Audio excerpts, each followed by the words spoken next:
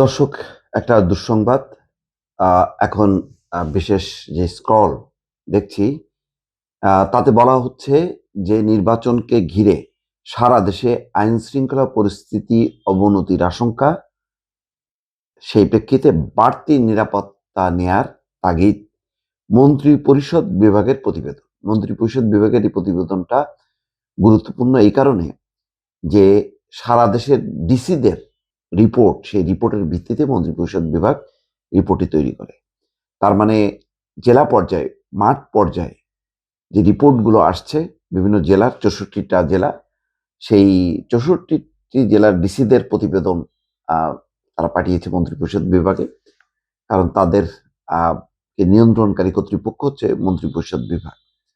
মন্ত্রিপরিষদ বিভাগ যখন বলছে সারা দেশের ডিসিদের রিপোর্টের আলোকে যে আইন শৃঙ্খলা পরিস্থিতি অবনতি হবার শঙ্কা রয়েছে নির্বাচনকে ঘিরে, বিশেষ নিরাপত্তা।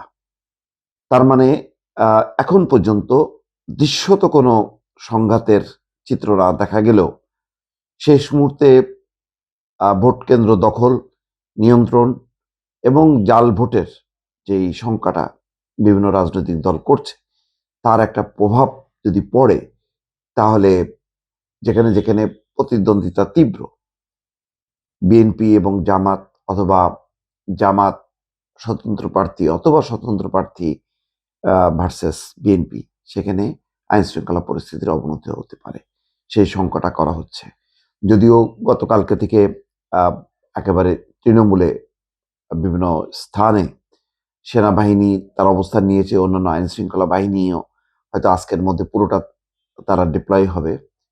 তারপরেও যখন নাকি এই ধরনের একটি প্রতিবেদন আসে সরকারের তরফ থেকে, তখন একটা শঙ্কা জাগে যে এখন পর্যন্ত যে নির্বাচনের পরিবেশটা অক্ষুণ্ণ রাখা হলো, সেটা যদি ব্যাহত হয়, নির্বাচনটা যদি অন্তত ২০-৫০টা আসনে যদি গোলযোগ দেখা দেয়, তাহলে কিন্তু বলা যায় যে নির্বাচনটা পরাজিত হবে। এবারের সবচেয়ে গুরুত্বপূর্ণ বিষয় হলো যে ভালো নির্বাচন হলো কিনা। সেই ভালো নির্বাচনের পরীক্ষায় সরকার যদি উত্তীর্ণ হতে না পারে, রাজনৈতিক দলগুলো যদি ব্যর্থতার পরিচয় দেয়, তাহলে কিন্তু বিপদের কোনো শেষ নেই। এবং এই বিপদটা কিভাবে অতিক্রম করবে আমি ঠিক বুঝতে পারছি না। সেই কারণে বেশ শঙ্কা জাগলো হঠাৎ করেই যখন নাকি বিশেষ খবরে প্রকাশ হচ্ছে যে সারা দেশে আইন শৃঙ্খলা পরিস্থিতি অবনতি ঘটতে পারে নির্বাচনকে ঘিরে।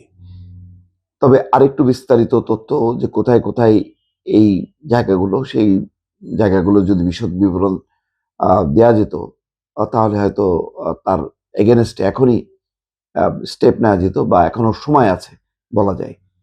এবং এটা খুবই গুরুত্বপূর্ণ, কারণ এবার মানে বিজয়টা প্রার্থী দলের চেয়ে বিজয়টা হওয়া দরকার একটা সুষ্ঠু নিরপেক্ষ নির্বাচন। সে নির্বাচন বিজয়ী হবার উপর অনেক কিছু নির্ভর করবে যে ভবিষ্যতের সরকার স্টেবল থাকবে নাকি আনস্টেবল থাকবে। মানে এক নির্বাচনটা ঘিরে যদি তার অবনতি একটা পরিস্থিতি শেষ পর্যন্ত প্রাধান্য পায়, তাহলে কিন্তু পরবর্তী রাজনৈতিক সরকার গঠন করা, পার্লামেন্ট, সবকিছু কিন্তু বিফলে যাবে। দর্শক।